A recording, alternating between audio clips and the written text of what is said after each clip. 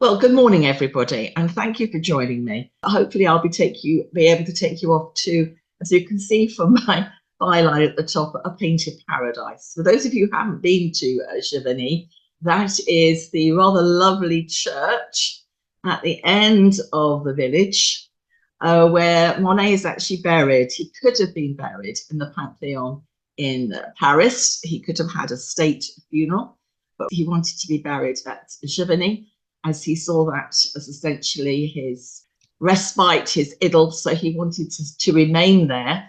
And rather charmingly, if you go to visit, and I would definitely recommend walking the length of the main street of Giverny, you'll find all of his family are there as well as some other interesting characters in our story, as you'll come to understand, because Giverny hasn't always looked the way that you will see it when you go to visit today.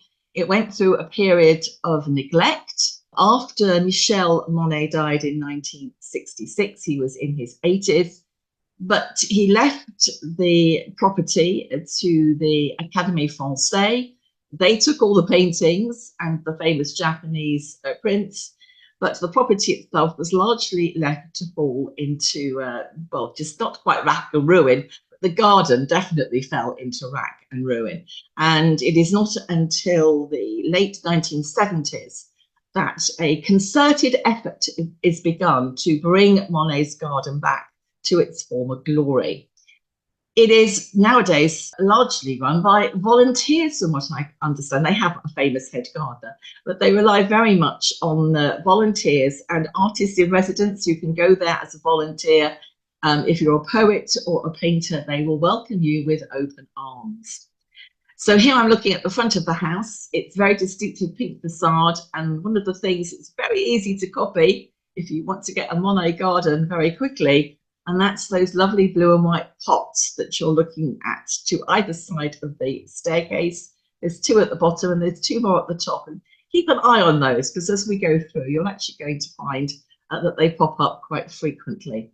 You can also see, before we go any further, that he died in 1926. So yes, you're already working out that 2026 will be a very important year. In fact, it's been an important year already in France, because it's 150 years since the founding of the art movement that we now refer to as Impressionism. So it was 1874. But it's well to remember that initially the term was derogatory. It was applied by one of the critics who did not approve of this new way forward. But of course, like so many derogatory terms, it has stuck, and the entire art movement is now known as Impressionism. So I just wanted to remind you, one of the reasons that we all want to go to Giverny is, of course, to see the Japanese garden. I chose this one not quite at random, but what's always impressed me is the number of French Impressionists in America. In fact, it was the American market that really turned Monet's fortunes around. His early years, 1860s, 1870s in particular, were a real struggle. But it was when his dealer, Ruel, decided to attempt to launch the Impressionists in America that his fortunes were really turned around. In fact, by the 1880s, Monet was the standout member of the French Impressionist group. Americans really fell in love with his wonderful water lilies, which obviously largely date to the opening years of the 20th century. And it was really that new market, which was not perhaps so hidebound by Western perceptions of what a painting should be, that ensured that the French Impressionists were so successful. So, for instance, the Barnes Foundation in Philadelphia has over 140 paintings by Renoir. And having recently been to visit the Barnes collection in Philadelphia, I have to say I don't need to see too many more Renoirs. To be perfectly frank, Monet is my favourite of the group. And the reason for that is, as you probably have gathered, I'm very keen on the aesthetic movement. Now, the French don't really recognise the aesthetic movement. If you Google it, it'll come up simply as a British or even English phenomena led in its latter days by Oscar Wilde. But of course, we exported the concept of aestheticism to our colonies, particularly Australia and Canada. And the movement definitely took off in America, largely thanks to Oscar, who went on his lecture tour in 1882. I find this very frustrating because I think if we were to apply aesthetic philosophy, which by the way is French, l'art pour l'art, we would perhaps probably understand Monet better. Though he would maintain that you don't need to understand a Monet, you simply need to love them. And those are his words, by the way. I've certainly come to fall in love with them, particularly the ones dating to around 1900, which many people don't describe as impressionist at all, but refer to them as symbolist because of their poetry. And another thing to remember is that Monet was always trying to aspire to that idea that all art should aspire to music. And one of his other favourite quotes was he wanted his paintings to sing like a bird. So I'm starting off with the wonderful bridge, Japanese bridge, at 1905 in the Getty. What I really want you to notice also is the evolution of the Japanese bridge. Initially, it did not have the superstructure that you'll see when you go to visit the garden today, which of course carries the wisteria. When is the best time to visit the garden? Well, we can talk about that as my images unfold. But I want to start off with discussing the whole idea of en plein air painting. It always sounds a bit complicated in the French, but it isn't complicated at all. It simply means painting directly from nature out of doors. And if you are an en plein air painter, you need to find a suitable location to paint. Wanting to find a rural idyll will lead to a mass exodus from the city, with many artists creating artistic colonies. The one that again has always captured my imagination is Grès-sur-le-Roi, which is near Fontainebleau, which literally hundreds of artists went to, often over the summer, to paint directly from nature out of doors. So to give you a flavour of this and the paraphernalia that was required, we have Monet painting at the top left-hand side. He's painted here by John Singer Sargent, who you could describe as America's impressionist. He's joined by one of his stepdaughters, that's probably Blanche, but in fact there are, you may count them up, 4 stepdaughters. Then next to the image of Monet, you could always recognise him from that hat that he wears. It's almost like a basin on his head. Next to him is Carl Larsson, the famous Swedish painter, who is in fact better known for his book illustrations. But here he is attempting to paint en plein air. I wanted to emphasize how difficult this is if it's cold or wet. Sometimes we refer to Sunday afternoon painters, i.e. ones that only ever go out when the weather is good. But he's got little straw boots on his feet. And the other great irritation is, of course, all the people looking over his shoulder, wondering why on earth he's sitting in the snow and painting directly from nature. Down the bottom, we have your classic bit of equipment. This again is now readily available to buy if you fancy taking up en plein air painting. You can fold it up and it becomes like a briefcase. As you can see, there's a slot to put your, well, it could be paper, it doesn't have to be a canvas. And I also want you to notice on the left-hand side, the collapsible metal tubes. They, more than anything else, are what facilitate en plein air painting because it meant that you could travel with your paint. They were already pre-mixing it, but you had to take it in animal bladders, not very practical. But then the American, but he's based in London, a painter, John Rand, comes up with the idea of the collapsible metal paint tube. He also was able to work out the screw cap, which was the other really important element. So it's really this revolution that brings about en plein air painting. And much, much later in his life, Renoir declared that if it hadn't been for the collapsible metal tube, there would have been no French Impressionism at all. No Cézanne, no Monet, nobody would have been able to paint using this technique as easily as they did. And it means, of course, that you can paint very quickly out of doors, creating that all-important impression. The man that introduced Monet to en plein air painting is on the right-hand side, under his umbrella. You use that not just to keep the heat off you, but to keep even light over your actual canvas. Very important for working. and that's Eugene Boudin. Of course, very famously, Monet declared that Boudin ripped the veil from his eyes, meaning opening his eyes to painting directly from nature out of doors. There's one other important innovation that you might not have thought about, and that's the actual brush itself. It's much easier to understand French Impressionism when you realize that it's as much about technique as it is about subject. And in the case of Monet, it's all about color. But these brushes are really important. It's the invention of the metal ferrule. Again, this occurs in the 1830s, 1840s. So prior to this, the brushes had been bound literally with like string or animal gut, like the sort of strings that you would get on a violin, that sort of gut. And you would wind it round the brush. But of course, it would get wet, it would fall apart. And most importantly, the brushes were inevitably round because you were just binding round the wooden handle. And then the ferrule, the metal ferrule is invented. And even more perhaps interestingly, it's crushed. So the ferrule now flattens the brush.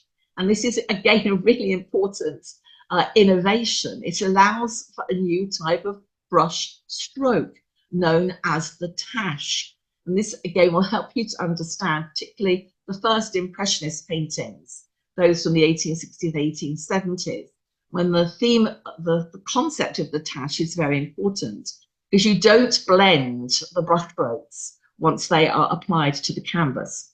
These are all modern brushes, but very similar ones would have been available to Monet. He actually had special brushes made. He used the one down the bottom, that very broad one, particularly during the latter part of his life, when he was working on the big Monet Water Lily series. And he wanted to scumble, which is a technique of using very little paint on your brush and applying it very broadly. So the brushes themselves, you can always nip onto the Winsor and Newton site, which is where, by the way, I have taken these. Hog bristle, squirrel, badger, horsehair, oxen, sorry if you're a vegetarian, goat and Siberian sable. They are, well, the Siberian sable is allegedly the best, but you can get different textures depending on what type of brush you use. Because obviously some of those are very coarse, like hog, bristle, and others, like Siberian, are very fine.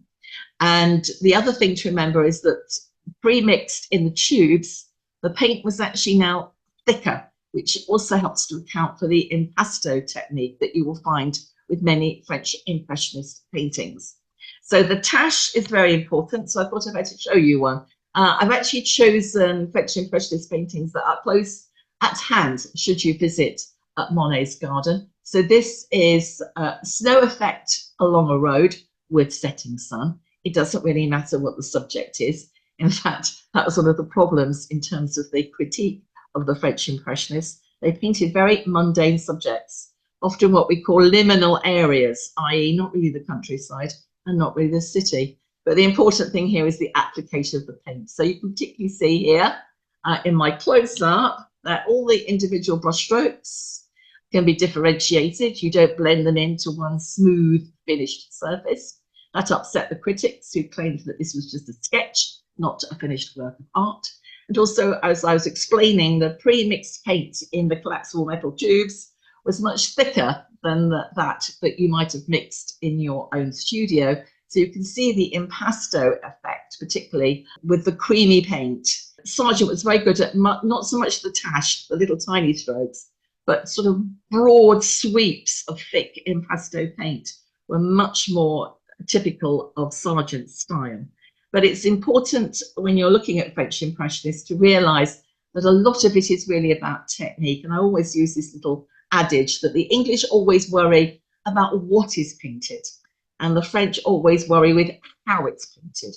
Technique was much more important than the actual subject, which was really, the subject is experimental.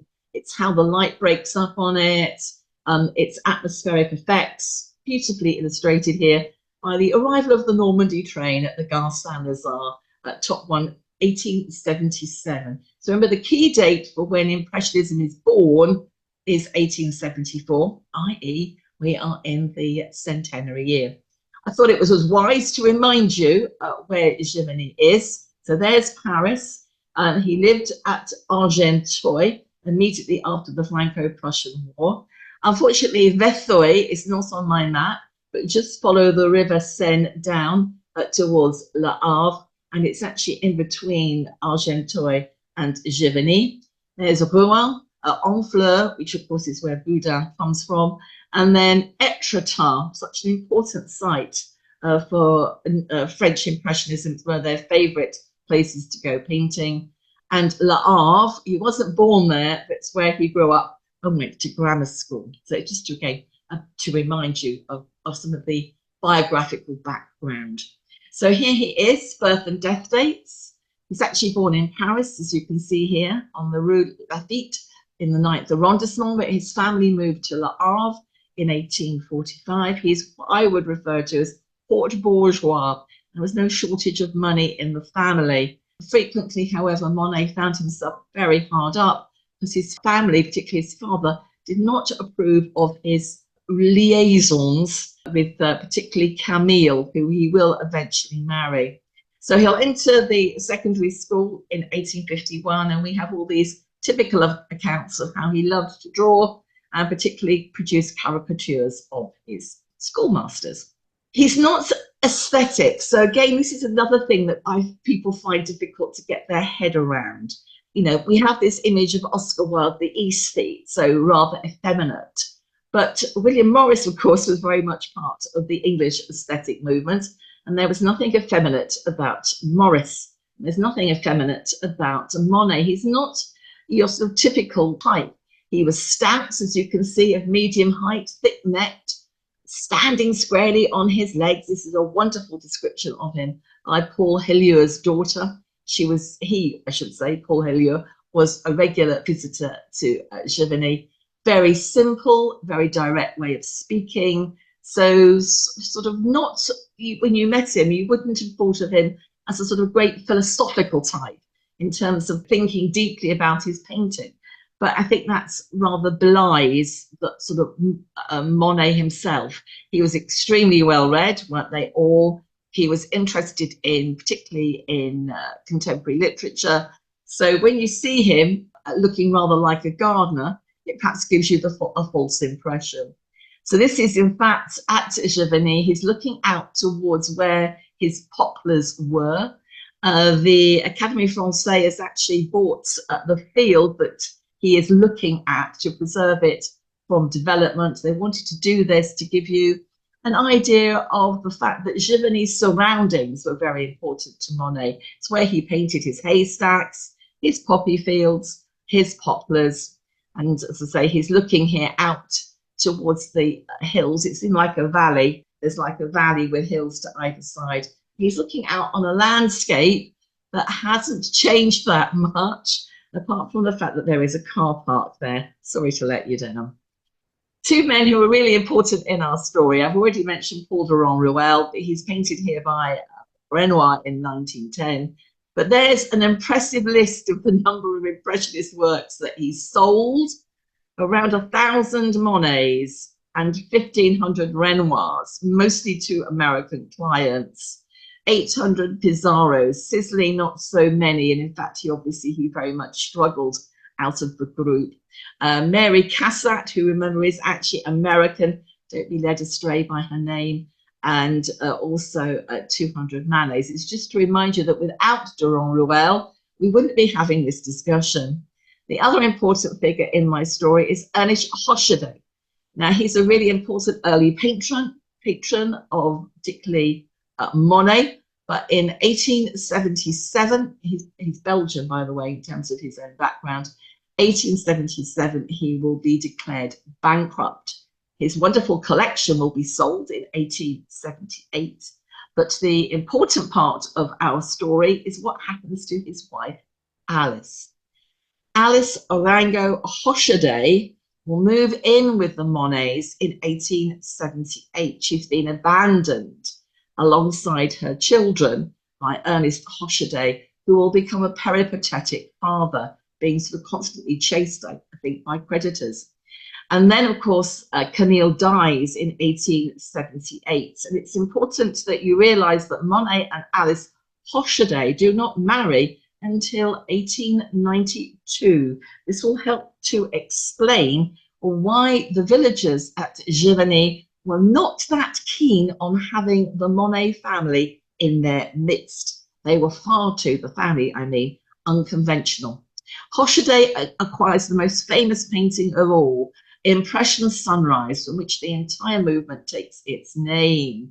You'll notice here that he only paid 800 francs for it. I would like to point out too, at the time, it was about 20 francs to the pound. In other words, it was something of a bargain. But of course, at this stage, French Impressionism was an untried art movement.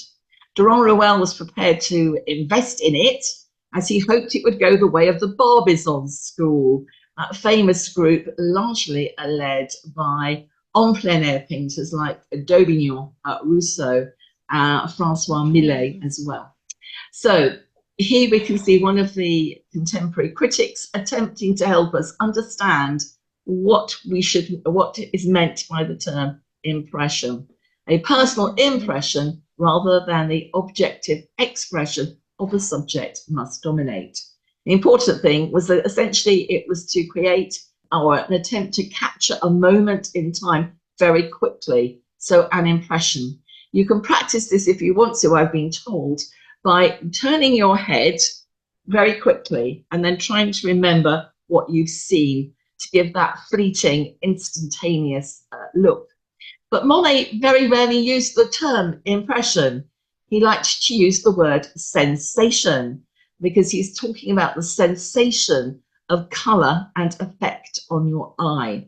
And again, that's the reason why I think if we could apply some aesthetic theory to him, a la Walter Pater, us Brits might actually be able to understand Monet better.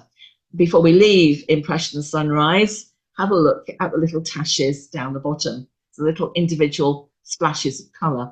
So art, for art's sake, was the idea that a painting doesn't have to have a narrative or a moral. It's as simple as that. Art should essentially be for pleasure.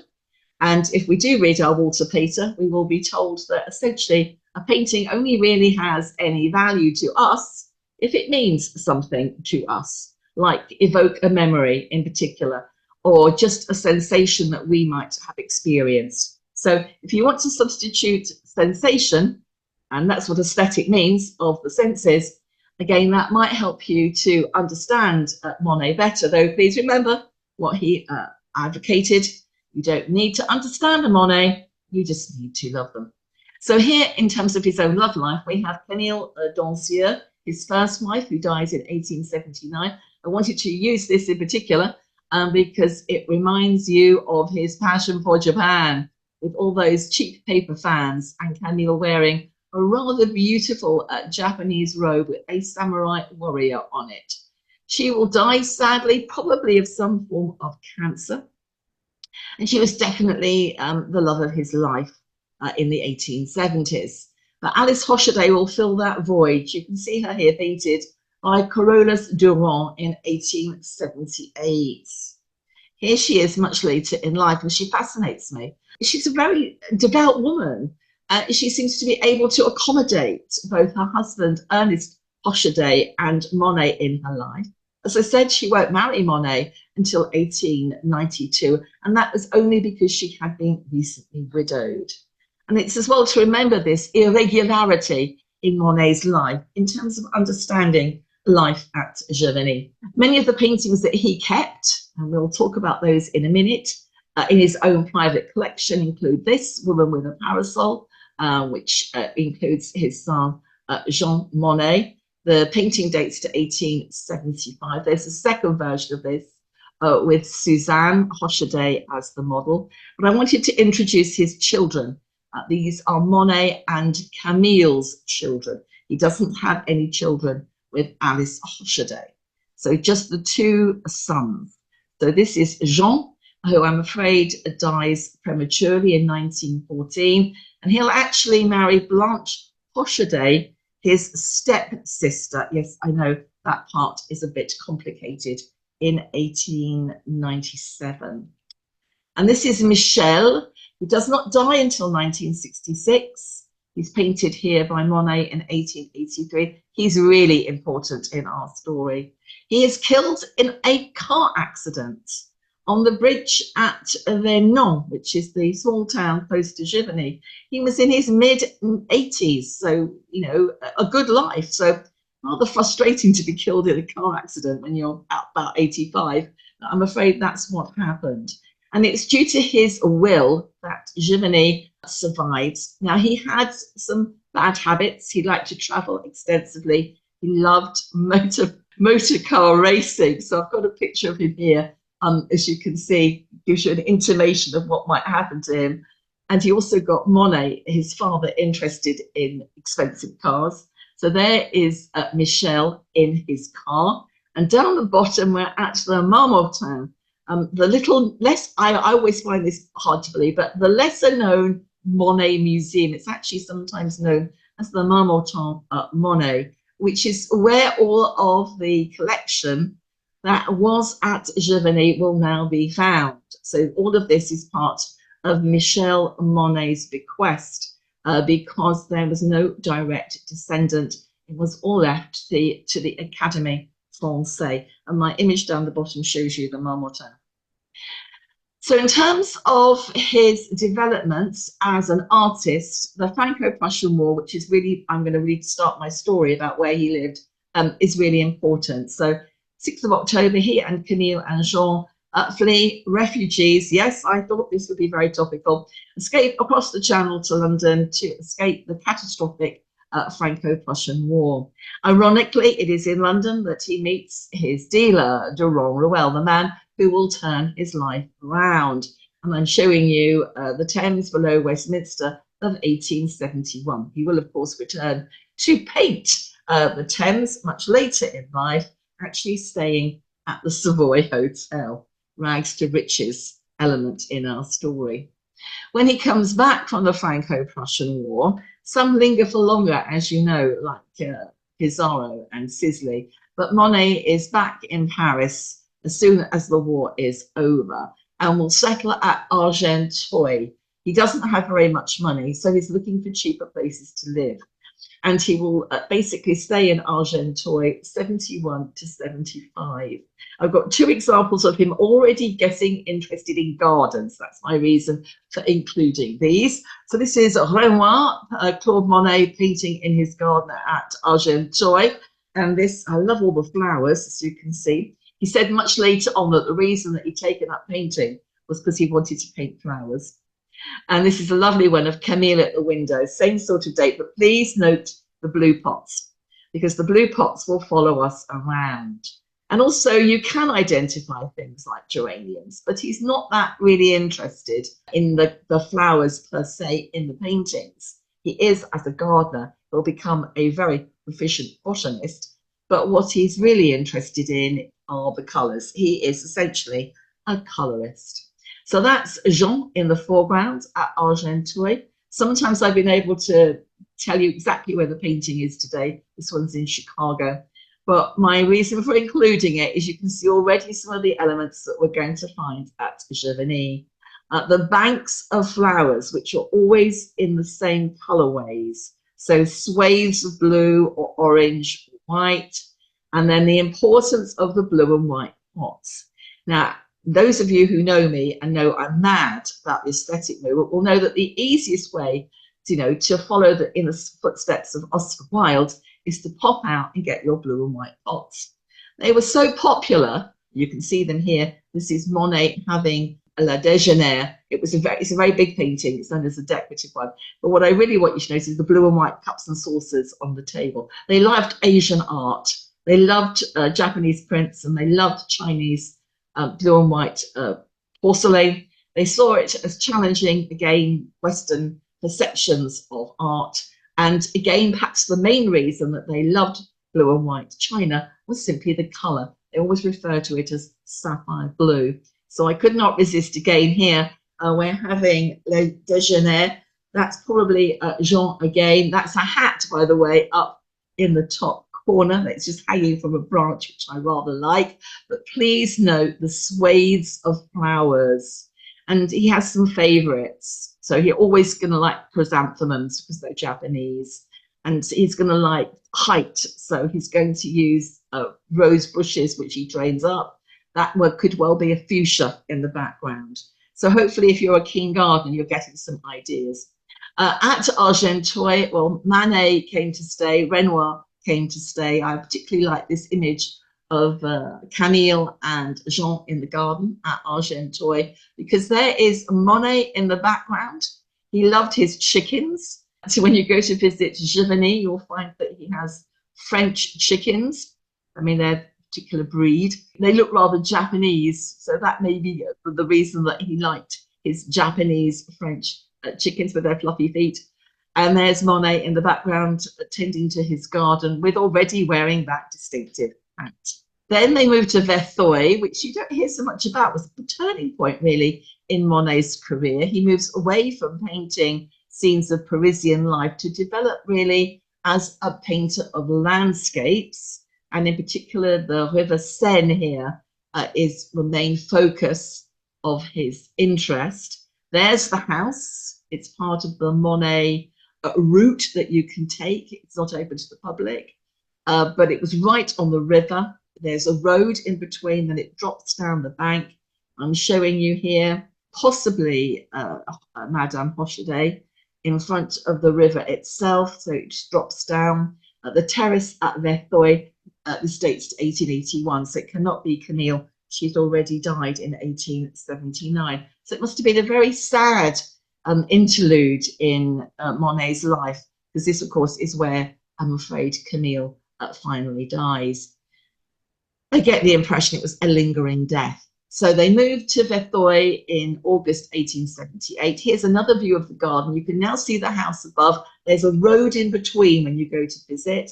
I love this. It's in the Norton Simon collection in Pasadena. There are my pots, my beloved sunflowers. Oh, it's so aesthetic.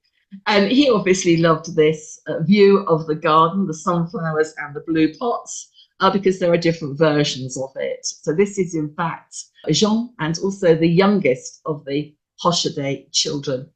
They're on the steps, as you can see, coming down into the garden with those wonderful blue pots. And so again, just remember, if you want to do it quickly, all you need to do is to pop out and get those blue and white pots. Poissy was a hated interlude. It always makes me laugh because you read about this scruffy house, this horrible little house that he had to live in Poissy. It was a particularly difficult time. Alice Hoschedé was creating all sorts of issues. He wanted to see his children. Monet frequently escaped by going off to paint in Normandy and beyond. They're pursued by creditors. There's only 4 paintings of the locale in and around Poissy. But if you look at that date band, 1881 to 1883, you will find, particularly in Normandy, in and around Étretat. I think you'll agree, however, that it's actually quite an impressive house right on the edge of the river. But then he finds his chosen spot.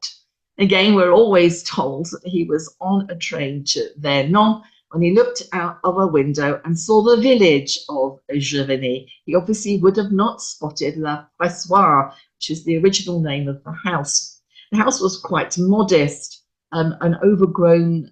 It had farm buildings, because there was a stable at one end, which had been converted into something more splendid, it's not residential quarters.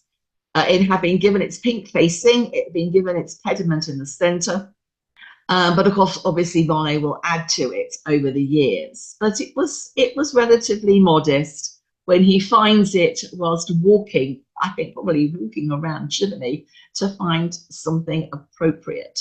This is by Gerald van der Kamp. Now, he is buried alongside Monet at the church at the end of the village, St. Radegund, if I remember correctly. And he is really central to the story of you being able to visit Giverny. So remember, it falls into disrepair. All sorts of dreadful things happen to the house and the garden. Gerald van der Kamp is brought in to bring it all back to something, approaching its original reconstruction. He was perfectly fitted to the job. He had been working at Versailles, I think, doing exactly that job. But the reason why Van der Kamp is so successful is that he harnesses the power of the American pocket. And it's largely American patrons and donors that save Giverny. And I want to emphasize that they have every reason to be invested in Monet, because again, as we've already seen, there are wonderful collections of French Impressionists and Monet's paintings in America.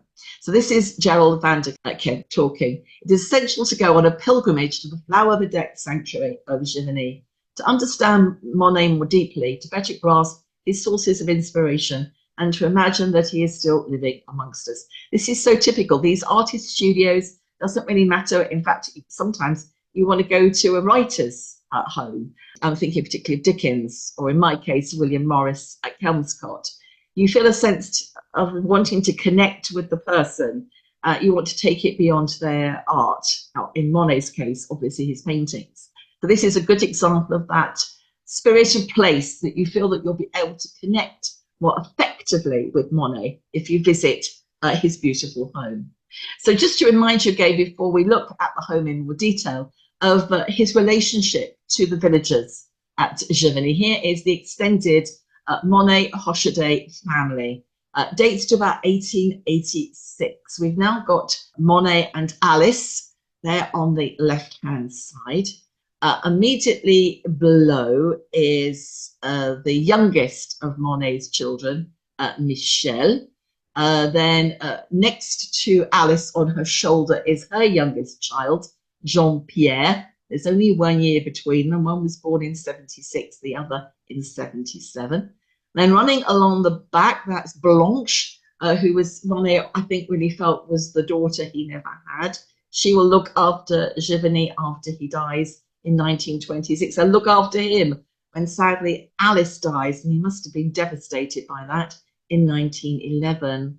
Next to her is her husband. So that's Jean, now grown up, and they will marry, but there are unfortunately no children.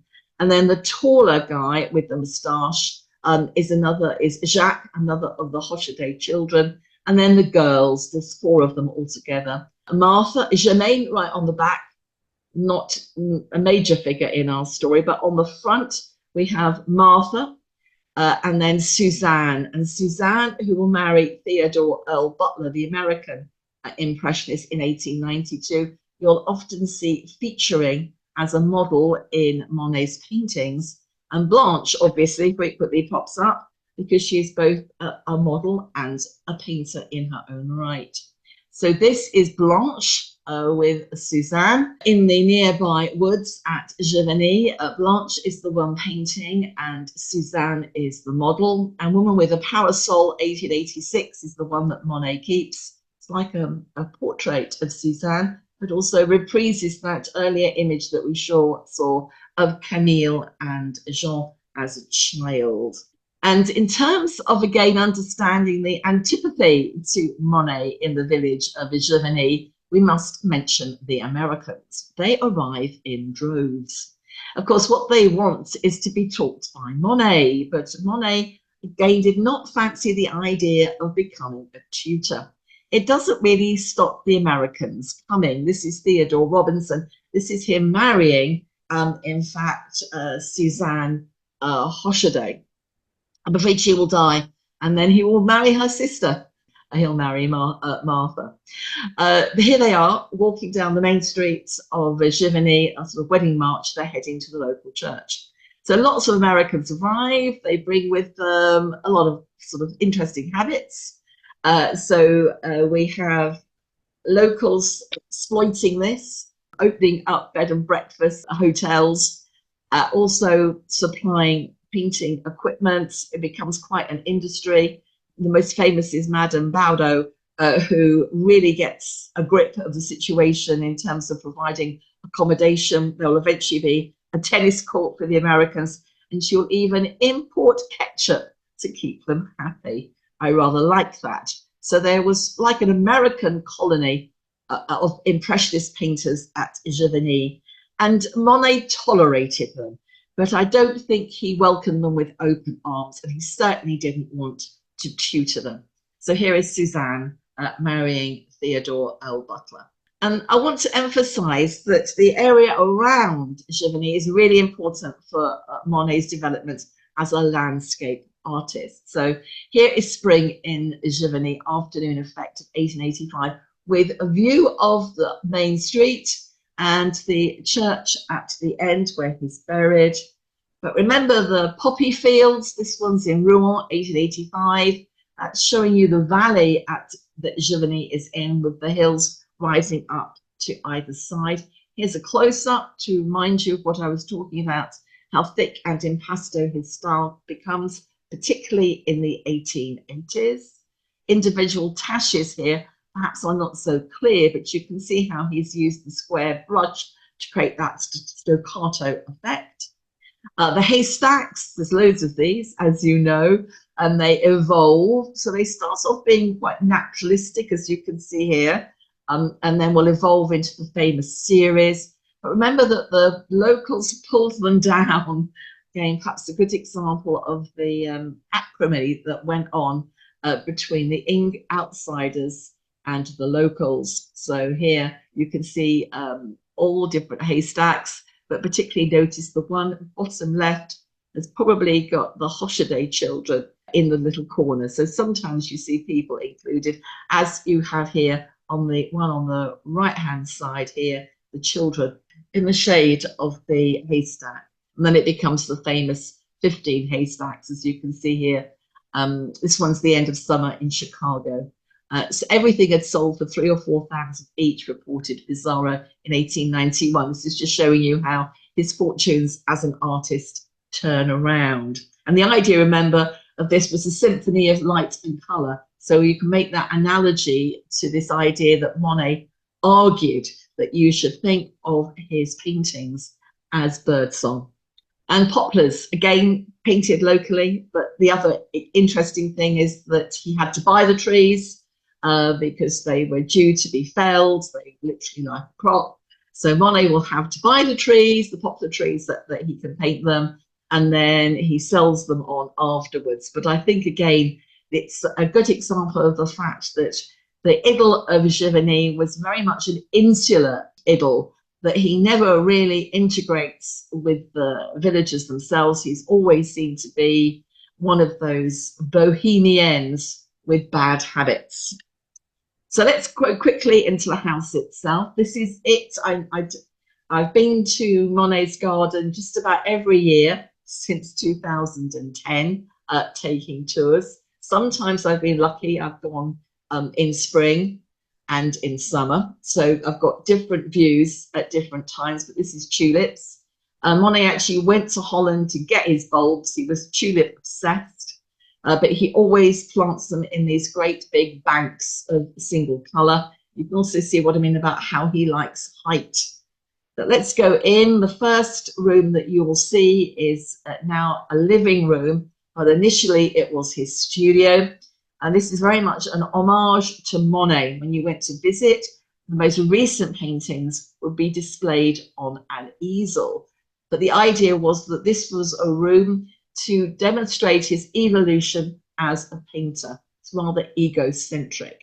He will keep paintings that are very important in his story. But just on this wall here, we can see some water lilies, a haystack, some of the London scenes, Charing Cross Bridge.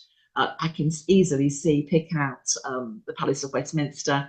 But it's almost like what we would call a palimpsest, a palimpsest. This idea again of sort of visually overlaying all these images to create almost a visual document. They were not framed, they were left as you see them here. So again, I like this because I don't like it when they get put into very elaborate frames. It detracts for me from the beauty of the painting, particularly if it's one of those very ornate historical gilt things. I think the Monets look much better either without frames, that's very daring, but very Whistler, or with a very, very plain frame. And these reconstructions are based on photographs that we have of Giverny. So we know that he also was able to afford to collect. Once he has achieved fame and recognition, he will set about assembling his own really important collection. Sometimes these are artists that he sees as fundamental to the story of Impressionism, like Cézanne and Monet, who dies in 1883. But he'll also buy Delacroix, Corot, and Boudin, again, because he's creating his own mythology, as all artists do.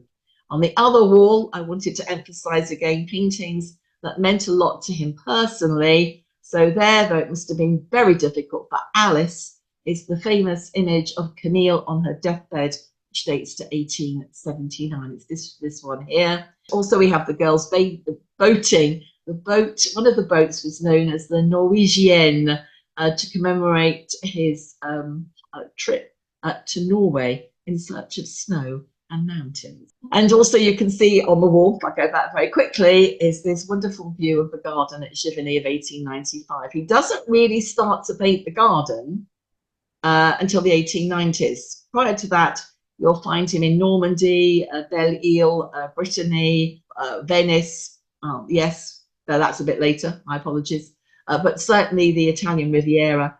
It's only really after 1900 that I would say difficulties then ensuing that he's getting older. It's really after 1900 that the garden really becomes the focus of his art. You only need to look at the dates on the paintings to realize how much he's traveling in the 1880s and early 1890s. Again, I just love this riot of color. And you can also see what I mean about the staccato application of the paints. Go up to his bedroom, and again, this is where you can see him as the private collector. These were not on display, they weren't for status. He wasn't even, I think, particularly worried about supporting younger, impoverished artists like Seignac, though he did own a Seignac. And you can see here, he's actually telling you why he collects. I am selfish. My collection is for myself and for a handful of friends. What particularly interests me here is his two kaibots. So these are immediately above his head in his bedroom. I keep it in my bedroom, around my bed. So kaibot sketch for Paris Street, rainy day, right in front of you, and kaibot chrysanthemums, because both artists, Caillebotte and Monet, were great botanists. Caillebotte had a fantastic garden of his own at Petit-Grandvilliers. So here is, I love these Caillebotte paintings, and they were actually very successful because they were more like a middle road, French Impressionist middle road. So here, the rainy day with the wonderful umbrellas and the chrysanthemums, which we know was probably a decoration. It may well have been designed to go on a door, and the idea is you're looking down at it. It's too high up on the wall, in fact. You're probably supposed to be almost at your waist in terms of where it's hung, and you're supposed to be looking down on the flowers as though they're in a border, not cut in a vase. They're all mad on chrysanthemums because, of course, they're Japanese. He owns, or is given, the Pizarro as a gift from the artist's wife, because the money had been lent to the Pizarro family to buy a granny, which is in fact the Pizarro family home, not that far, in fact, from Giverny. Here they are, peasants at work in the fields, planting. He didn't paint nudes, but didn't stop him in buying them or admiring them. He actually had quite a few nudes by Renoir. You can see one if we go quickly here. There's on the left-hand side a very beautiful nude by Renoir. So perhaps because he didn't feel up to painting nudes, here we have Young Girl Bathing of 1872. Now, when Michel Monet inherits Giverny, he sold some of the collection to support his extravagant lifestyle. But you know, the bulk have ended up, particularly of Monet's own works. It was the collection that largely suffered, have ended up in the Marmottan. And this is a reproduction of Berthe Morisot's beautiful image of her daughter Julie at Manet. Remember, Berthe Morisot marries Edouard Manet's brother with her greyhound, which again sits in the bedroom So, I mean, these are all really important figures in the Monet story. Now, I've witted on a lot about the aesthetic movement, and I do apologise if it's not familiar to you. But for me, it's really important to understand these interiors. Now, in France, these would be called Oriental or eclectic. To me, they're aesthetic because they're all driven by colour. Whistler was doing exactly the same back here in England, colour blocking his rooms, particularly favouring blue. So here, the small reading room is entirely blue, and I love the way the Boisiers, that's the wooden panels, are picked out. This is where you'll find the prints. They're all reproductions of Hiroshige, Hokusai, and Utamaro. He had the best part of 250 Japanese prints. And the wonderful yellow dining room. It's wonderful. It's like a symphony in colour when you go to visit the house. Again, yellow was a colour favoured by Whistler. He had a similar bright yellow drawing room when he lived on Tite Street, not in his infamous White House, but when he moved back in the 1880s into a studio house in Tite Street. We know that his breakfast room was bright yellow, like leaping into an egg yolk, as a critic put it. And the idea was that you would offset your yellow walls with blue and white china. You've got it yet again. It's a wonderful aesthetic interior. Again, you'll see many of his Japanese prints. And I think these are really important because they often, I think, gave him motifs that he went looking for. So the wonderful arrangements of water and rock that you see on the left-hand side, I think it's Hokusai or Hiroshige. But the important thing is, I think that when he went to Etretat and he saw the Manipur or the Agile, that he would have seen echoes of the Japanese prints that he had hanging on his own walls. And when I go to visit Giverny, I confess that I sometimes try to do a Monet. So here he is influenced by Hokusai's A View of Mount Fuji, with the way that the tree is cropped. It's echoed in my Weeping Willow and Water Lily Pond in 1990. And I'm overlaying it with me attempting to be a Monet with my camera by cropping the tree and again sort of homing in on the overhanging Weeping Willow. Recent returnees, well, we now know that Michel Monet didn't actually die childless. He fathered a daughter who was not officially recognised, Roland. He gave her quite a few gifts relating to her grandfather. And when she died in 2008, this became very apparent. The collection was then sold. One of the objects was this cat, porcelain, Japanese, that many people remember being at Giverny. It was bought by a Japanese businessman for about 70,000 euros and returned to Giverny. So you'll see him slumbering, as you can see, in the beautiful yellow dining room. And then the last colour pop is all the blue of the kitchen, which again, if you want to be Monet quickly, just get lots of blue and lots of yellow. Now coming to the garden, and you can see already I shall run slightly over. I'm going to start off by going back to his bedroom. People love to take photographs looking down. It also indicates how formal the garden is. Do not go here sort of expecting a Gertrude Jekyll border, which sort of starts with cold colours and grows to hot colours in the centre. Monet will plant in colour blocks. He's going to create a garden that looks rather like his palette, that's just had colour laid on it before he started work. And you remember I mentioned Van de Kemp, how he was able to harness American money to recover the gardens and the house. And it is Lila Wallace, who's one of the most important figures in this recovery in terms of money, founder of Reader's Digest. She gave the bulk of the initial money to rescue garden and house. Some of the trees are from when it was the pressoir. The cherry trees I love when they're in bloom in May. And also the two big yews that are in front of the house were there originally. It's not a big garden. Here's a plan of it. This is the Clos Normand. This was the area laid out first, immediately in front of the house. So you can see its plan is very formal. So it's not an English garden, it's not a garden anglais, and it's not an arts and crafts garden in the sense that it's about the style of Lutyens and Jekyll with paths and raised beds. And, yes, you might plant in a single colour, but you would have a salle de verdure, you'd have a green room that you created. I'm going to show you some of these long corridors of colour, because they are literally continuous corridors of colour, which you can see down the bottom. I'm also going to show you this area up here around A, which is smaller blocks of colour. It's literally like having the colour laid out on your palette. We can reconstruct the garden. It's not exact. Gardens evolve. You have to, it's a terrible pun, you have to allow them to grow. And it's a very difficult garden to maintain. It's a lot of annuals, as you can see here. So when the beds are filled with tulips in the spring, they're filled with geraniums, as you can see here. This photograph dates to about 1921. And also you can see his other real passion, which was roses.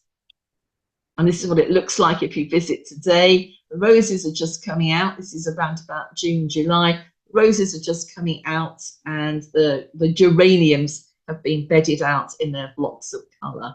But go in the spring, and of course the thing to see are the tulips. Remember that he was obsessed with tulips, going to Holland to actually choose the bulbs that he wanted.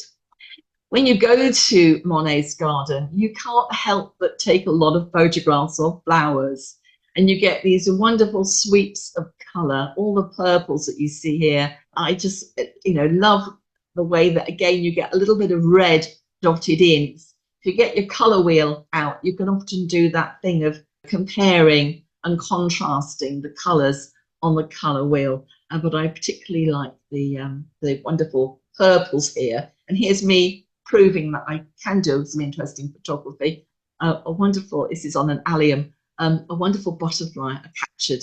It's a decent camera. You need a decent camera when you go to Monet's garden. You can photograph the bees and the butterflies as well. So here's what I mean about these long alleys, and they're planted here with irises, another of his great favourites. A whole bank of white irises, a whole bank of purple irises, and then mixed colour on the left-hand side. And then down the bottom, I think it's campanula to get your low ground purple. And you can see how this is picked up. What he'll tend to do in his paintings is give you the diagonals. Right? So rather than the straight lines, he gives you the diagonals, which then sort of look like waves of colour, or almost like reflections. If you look in the bottom of the garden of an artist, it's almost like you've got a reflection of the purple irises at the bottom. They're reflecting back onto the bank of purple irises beyond. And then you've got the trees, and it could almost make this an abstract painting, apart from the fact that you can see the house in the background. This is what I mean about many of the paintings of the garden are late 90s, and then after 1900, the garden really becomes the focus of his art once he starts to develop, particularly the Japanese garden. So here again are my irises, and here's me again. You can't resist photographing the flowers. I wanted to emphasize that he is a serious botanist. So many of the artists of the 1890s are. We have Christopher Dresser here. This is one of my favorite vases by Émile Gallet, shown at Paris 1900. Botany and artistry go together. And so I couldn't resist here these wonderful, as you can see here, lilies, tiger lilies and annunciation lilies, you name it, they love lilies. So we've got lots of contemporary accounts of visitors to Giverny telling us that it was a garden like a palette, a painter crazy about flowers. This is Guillemot, contemporary critic. The whole setting at Giverny is an atmosphere that the painter has arranged for himself, and living there makes an ongoing contribution to his work. His studio is nature. So again, these are all important reasons for visiting Giverny. You can also almost see it as an art installation in its own right. It was created to enable Monet to paint, but it takes on a life of itself and becomes a work of art in its own right. When you go to visit in August, the irises and the lilies will be replaced with my beloved sunflowers on the right-hand side and lavateria on the left-hand side. almost jungle-like, isn't it? And this is again back in spring. This is the back of the garden where you get these just amazing sweeps of colour. After walking through the garden, composed like a palette where the flower banks are arranged in bright magical tones, where the eye is dazzled by so many different living colours. This decorative vision is restful. I'm not sure about the restful part at the end, but we're certainly dazzled, and it's certainly like a palette. And you like wallflowers as well, by the way, if you fancy planting some. So it's a really difficult garden to maintain. You've got to constantly be taking plants out and infilling with new ones to keep colour all year round. Those smaller rectangular sections of the gardens, you have those long sweeps, and then you have these smaller rectangular beds, which are just usually one type of flower, like here, these remarkable tulips with pansies down the bottom. Again, above them, you've got climbers. Choose the right time of the year, you'll have all the clematis in flower. Here's one that's just all purple, alliums, and again, tulips. I love the peonies. Again, you see how difficult it is to choose the right time to go to the gardens. But if you're lucky, you'll get some of these overspilling from one season into the other. So the peonies are out here. We've still got tulips in the background. But I was trying to show you that this section is also important for its climbers. So here is another garden of the artist in 1902. Again, the critic's commentary is important for sort of getting a handle on what Monet is trying to do. And I really want to emphasize this idea of musicality, harmony, or dissonance even in the contrasting colors. He handles light like the musician does sound waves, two tones juxtaposed in a painting, the orange and the purple here. Follow rules that are as strict as those governing two notes in a harmony. Get your color wheel out, you'll see what I mean by complementaries. The different episodes of a series follow each other like the different parts of a symphony. So the idea is you line up all of your haystacks or your cathedral at Rouen, and you get a symphony of light and color. Here's the central corridor, the gravel corridor with the arbor running above it. This is what it will look like if you go to visit in spring. You can see lots of tulips, as you can see. And this is it looking the other way. These are photographed by me. This again is May tulips, and I particularly love the clematis on the left and the wonderful cherry blossom on the right. So again, that's looking the other way up towards the house. Slightly different time of the year, obviously. And then that's what it's going to look like in August, if you're lucky enough to visit about now, because many people want to go and see the nasturtiums. They're just beginning here to spread. And if you're lucky, they'll end up like that. And that's exactly what Monet intended. I took that as long ago as 2005. And here is Monet showing you that is indeed what he intended. So the nasturtiums. So you really got to choose what flower you want to see. Just before we end up by looking at the Japanese water garden, I just want to emphasize that you'll often be told it's all about Monet's vision, his unique vision, and that was very much distorted towards the end of his life due to cataracts. So here's the Rose Walk. That's what I've just been showing you. This is the Rose Walk. It's named after the climbers. And this is it when his cataracts were really bad and not removed until 1923. That's a photograph of him above, and it changes his colour perception completely. Anyway, we will end with the water garden, so patience, I'm afraid, be just a few minutes finishing off. But here is the water garden as you will see it today. There is, again, if you want to go in May to see the wisteria, of course, many people do. Monet's garden now, over 500,000 visitors a year. There's never a quiet period. I'm afraid it's been made a lot worse by the river cruises that, of course, all take you to Monet's garden. So 1893, he develops this. He buys the plot of land on the opposite side of the road. Don't worry, you now go through an underpass. The famous Japanese bridge is added in 1895. The ponds extended in 1901. Again, this causes lots of ructions with the Locals, they don't like the flowers, the lilies, the irises, or the marsh marigolds, or the famous Nile lilies. They don't want the river Ept to be diverted. It's going to poison their cattle, you'll be pleased to know. And here is the river Ept, which is the little stream that is diverted and regulated to create the large pond at Giverny. The goal was to, as you see again, using contemporary accounts, the goal to record and develop memories specific to a chosen place, chasing seasons, days and hours, weather, light, heat and colour, changes over the course of a single day are all aspects of what he's trying to paint when he starts to concentrate on the Japanese garden. I've got one view here looking back towards the second bridge, which is much smaller. So there's a bridge at either end of the garden. The really famous bridge, of course, is the one that I'm looking at on the right-hand side, which has the wisteria. Here's a photograph of the bridge. It must be about 1905 because the superstructure has been added. But again, here is Monet talking about what he's trying to paint. The air in which the bridge, the house and the boat lie. He used the boat, of course, to go out to paint literally above, vertically, the water lilies. It's the air, the atmosphere. He's trying, as he says here, to paint something that's virtually impossible, which is why he destroyed so many canvases. So I don't know how I managed to do this. I have nobody on the bridge. Normally it's absolutely packed with people. You can just see one person in the background.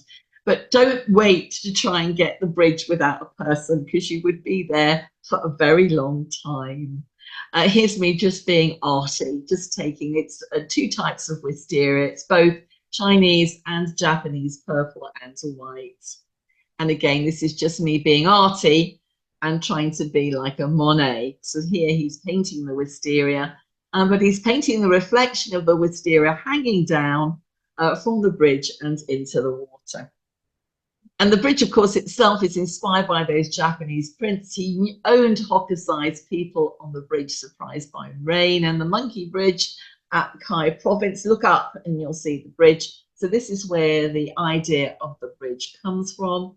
We also know that he was interested in using his prints in terms of the composition of his own paintings. This is one that's really important to Monet on the temple balcony. Hall of the 500 Rakan Temple is a really famous Hokusai of 1834. And you can see here that Scott has drawn the lines across for me, which are essentially giving you a sense of perspective in what is otherwise essentially a flat surface. So these parallel horizontal lines are going to be transposed by Monet. This is how he's going to use the bridge, the Japanese bridge, in his Japanese bridge series. This is 1899, and there are at least half a dozen in this series. It's not the landscape, but of course the changing effects of light and colour. This one's in a private collection, and I've drawn the lines in for you to show how he's essentially organised it like a Japanese print. And here's another one in the Princeton collection. I love this one because it's pale blues. And this is just again to remind you of the colour, the effect of his cataracts on his perception of colour. This one's in the Marmottan collection. I still love it, actually. And then the lilies themselves become really important. There are three main varieties. Again, he goes to specialist suppliers to get the water lilies. He may well have been inspired by Paris 1900, which he went to visit, and they actually had water lilies in the River Seine. So that may have been what sparked the idea of really concentrating on the water lilies. So here's a photograph by Monet. Yes, he used photography. Here are the lilies as you'll see them today, pink and yellow ones, as you can see. And this is a really, I think, again, important quote. It took him a while to understand his water lilies. He planted them simply for his pleasure. So remember Paris 1900, seeing them there. A memory of that, in fact, because they were well represented, the French Impressionists of Paris 1900. I cultivated them without ever thinking of painting them. A landscape doesn't permeate one's being in one day. Then suddenly the magical world of my pond was revealed to me. I took up my palette. Since then, I have scarcely had any other model. And certainly he doesn't for the last 15 years of his life. So we will end with the water lilies. Some lovely images of Monet, again, the photographer. Didn't take it up as an art form, but it was certainly an aid in terms of his composition. This is him with Michel. I particularly love this. It's often referred to as self-portrait on the surface of the lily pond. I'm hoping you've spotted him. He's down the bottom with that distinctive hat. And again, this idea of him just sitting and contemplating the landscape, thinking about it, looking at the clouds, looking at the water, the reflections, the elusive glimmer. The idea is that he imbues nature with mystery, which is the reason why he is sometimes referred to at this end of his career, not so much as an impressionist, a fleeting impression, but as a symbolist, as he's moved away from that idea of realism to capturing the sort of essence of nature itself, something perhaps deeper and more prophetic. So beautiful to end with. So the water lilies here. The effect varies unceasingly, not only from one season to another, from 1 minute to the next, since the water lilies are far from being the only thing in the show. As a matter of fact, they are merely the accompaniment. He's fascinated by the trees reflecting in the water, the sort of weeds moving underneath. He has his boat to enable him to go out, look at them from above. So you're getting multiple layers of reflections under and below the water, so below the water and then above. So the reflections coming from above. When you look at the early ones, you can still see the edge of the bank of the pond, as you can see here. Here we'll talk about the clouds. But using the boat in particular, and I think again emulating the Japanese print, you lose the edges of the pond and you get this terrific verticality, as you can see here. And those are reflections of the trees. So you've got all these layers of reflections and then movements of the water plants underneath. So it's the verticality that I love in these images. And again, him talking about how difficult it was to do it. It's beautiful to see, but wanting to paint that is enough to drive you crazy. To remind you that he actually destroyed many canvases if they weren't what he wanted, they didn't fulfill his perceptions. Perhaps also he didn't want them to fall into a dealer's hands. Again, you know, he's protecting his memory and his legacy. But I particularly love the ones where the water is like a mirror, like the one that you see here. The motif's essential is the mirror of water. His aspect is constantly being modified by the changing sky reflected in it, and which imbues it with life and movement. So that's a reflection of a plant, the green, the clouds, and then the water lilies on top. And again, I've tried to do it here in one of my own photographs. A very poor simulation of a Monet. So just to show you what I mean about the idea of a series, here's the same motif at different times. It's not really about realism anymore, or even about the theme of the tache. As you can see, it's now painted in a much more fluid way and painted like this technique called scumbling, which means you're moving your paintbrush very fast across the canvas. But here, to show you the different light effects, these are all from 1907. It's exactly the same motif at different times of the day. This one, I think, obviously, sunset, the end of the day, everything is glowing. We've got a lovely series of water lilies in Cardiff, in the National Gallery there, purchased by Gwendolyn Davis. She, like me, didn't know which one to have, so she bought all three in 1913. I do love Gwendolyn.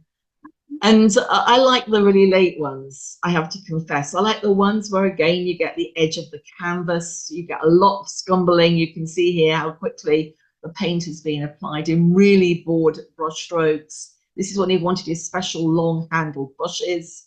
This one's 1914 to 17. Again, he's talking about how difficult it is to achieve these effects. I destroy some, I start over again, and I hope something will finally come from so many efforts. Again, that's another of my favorites, a very large painting. Look how it doesn't go up to the edge of the canvas.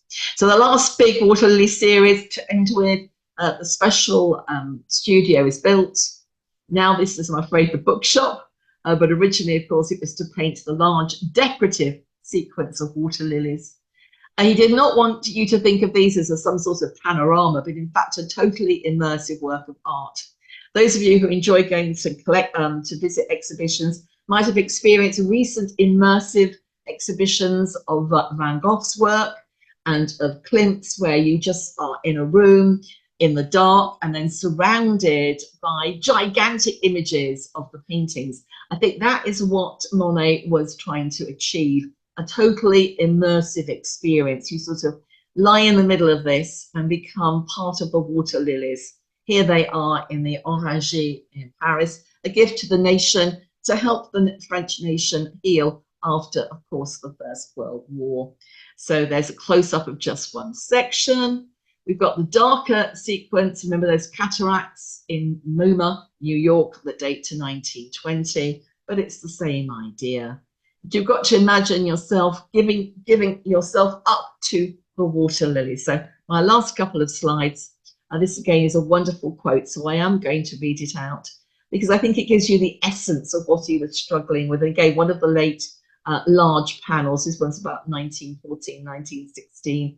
At night, I am obsessed with what I'm striving to achieve. In the morning, I get up, broken by fatigue. The dawn gives me courage, but my anxiety rushes back as soon as I set foot into the studio. How difficult it is to paint. It really is torture. Last autumn, I burned 6 paintings with the dead leaves from my garden. It is enough to make you lose all hope. Yet I would not want to die without having said everything I have to say, or at least try to say, and my days are numbered. This was written, he said, about 1919, round about there. Who knows what tomorrow will bring. I just love it because it shows the sort of human side of Monet. He was difficult to live with. He was often very brusque. His children had, I think, quite a tough time at the dinner table. He had black swings, black mood swings from one extreme to the other. We probably say today that he was bipolar, but clearly he put his all into his art. And I hope that you might have come to understand Monet a little better. But remember, you don't really have to understand a Monet. You just have to love them. Thank you.